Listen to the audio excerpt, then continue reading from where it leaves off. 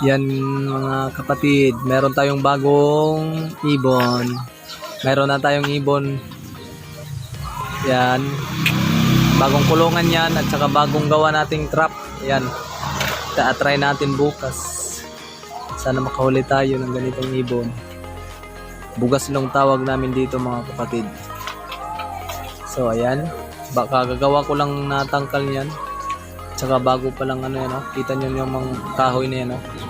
Bago pa lang mga gawa, tsaka yung trap, lahat. Napasok ko pa lang yan.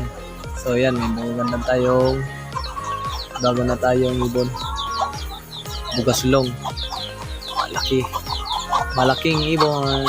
So yan, ita-try natin pangati bukas. Speaker gamitin natin. Kasi hindi pa daw to pangati. Sabi ng may-ari. Yan. Nice, meron na tayo.